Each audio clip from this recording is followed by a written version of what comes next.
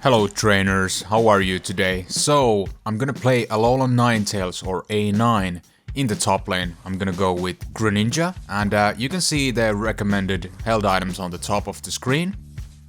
So, I want to give this Greninja as much as last hits as I can. I know I took couple at the beginning, but that's fine because we both can now get level 3. We head straight to this crab at the center, that's always something you want to try contest. And they got an interesting lane actually, it's Absol with Alolan Vulpix as well. So this Absol is gonna do some nice pressure, so we're gonna back off a bit. But the idea is to get as much as last hits as possible and give them your Greninja. But those neutral creeps that you're trying to contest, it doesn't really matter which one you get. You wanna get it for your team, that's important. So they had a little dive earlier there, but they weren't able to secure kills and were able to survive. So now the crab spawns at 900 on the top left, so I'll just give that to this ally. And 850, this bee is gonna spawn, I'm gonna be here straight away.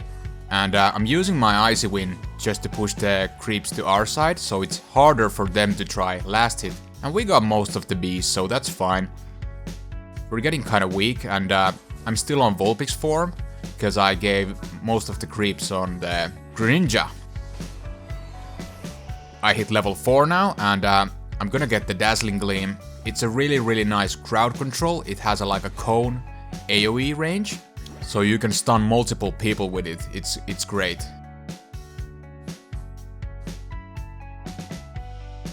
Trying to get this creep, won't gonna make it, I'm too far away. And it's a interesting one. This Absol is really gonna smack that damage, but I'm gonna flash away. Make sure that he won't be finishing me off. Greninja is really weak early on, so they kind of have advantage in terms of lane matchup. Even though Absol is not really recommended in lane, I think he belongs to jungle. But yeah, it's a tricky dicky. I was able to get the kill on Absol, and this Ninetales, I don't know what is he doing, but way bad timing to try initiate with the scoring. So I hit level 6, and I'm gonna get this Aurora Veil, and as you can see on the timer, at 700 the first Dreadnought is gonna spawn, so I just hit recall because I need to refill my HP, and I'm walking towards the bot lane now. We're gonna get the pick on Aurora, which is great, and just try contest the bees. And you can see I just put the Aurora Veil underneath me, so you get those boosted basic attacks, and it's just doing so much damage. You can combine that with the Dazzling Gleam, and you can hit even more basic attacks. Because you get inside the Aurora Veil, you're gonna get those boosted auto attacks only, which helps you get the passive out as well, which gonna freeze them briefly, and that's important, super important. So we go into this Dreadnought. I know there are enemies close to us, but we should have the upper management here. Zeraora's coming to me in, but I keep my spacing, so that's good, And we're picking up the Dreadnought, and we were just dominating this fight because we had all of the players here, and they were lacking some players.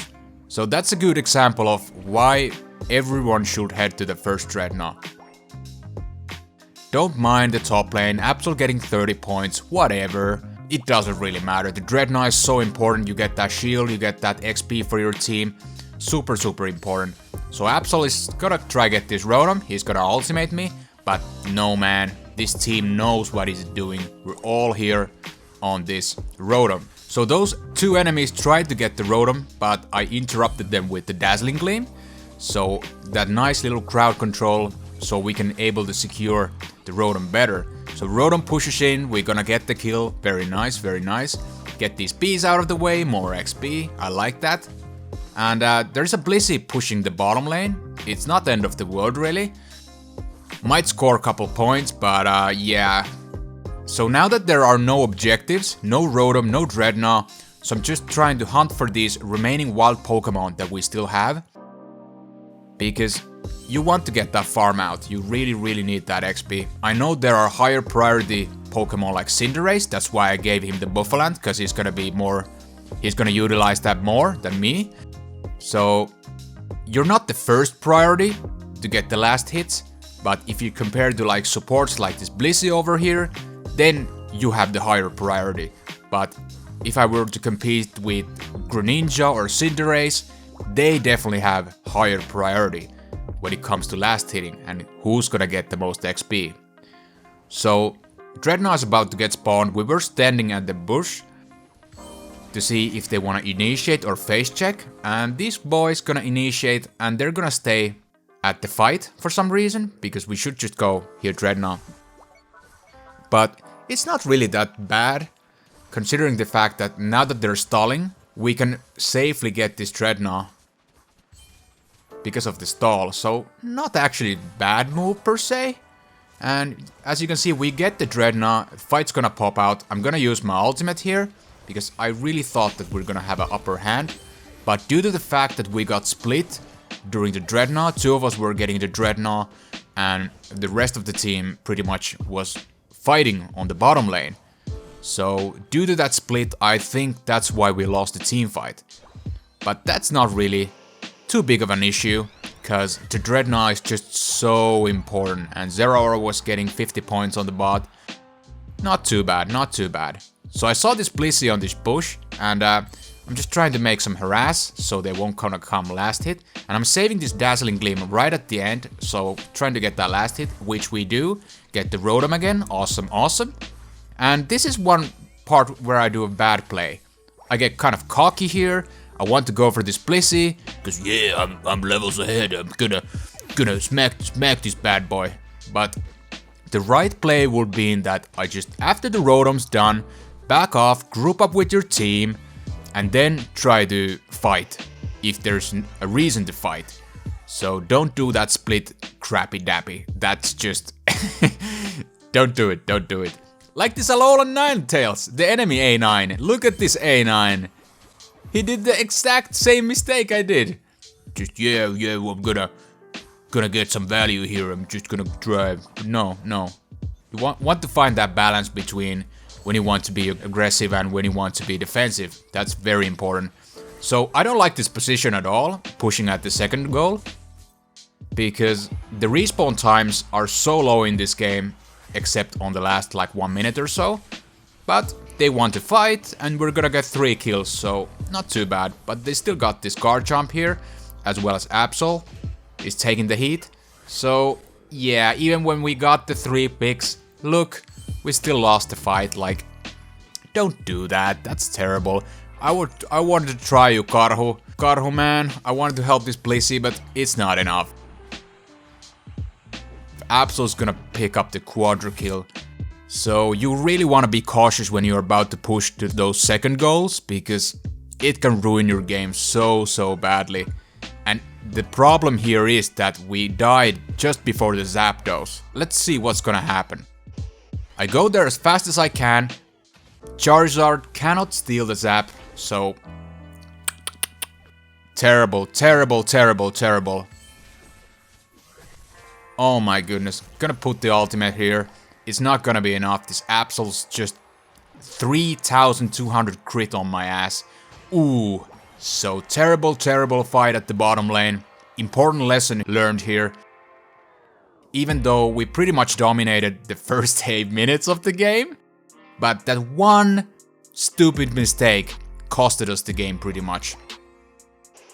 So that's sad, but you can't always win every single game, and if you were just stomping noobs, you won't really learn anything from playing this game. So sometimes when you lose a game, it can be taken as a learning lesson. And this was a great example of it, why you should. So I don't really have a motive to push, because I have 0 balls right now. So I'm just staying at this bottom goal, and I see my allies on the center goal, so we have a nice balance on the defending this, even though I'm pretty sure, like, yeah, we lost the game, but this is like the right thing to do. If you're on like a equal terms, or if you're slightly winning and you cannot afford to push anymore. So great stuff. So time's gonna run out, they won't gonna get any more points. That's okay, like, you can't win every single time. If we would gotten an extra 100, we could won the game, but that stupid fight at the bottom lane, that just costed us so hard. I wasn't really able to score much, that's also unlucky, but this Greninja also 32 points. He got some kills, which is nice, but he couldn't make it either. So a little mistakes here and there, but overall I think Alolan Ninetales is still a great pick, and it goes along well with Pokemon like Blissey, so that's awesome. You can Blissey can amplify those boosted auto attacks under the Aurora Veil. So in the right circumstances, A9 can still be a great pick, so you don't want to underestimate her potential. But that's it going to be for today. Thank you so much for watching. If you want to see more cool Pokemon Unite videos, consider to subscribe to my Pokemon Unite channel, ring that notification bell, and as always, my name is Hepodix and I hope you have a wonderful day.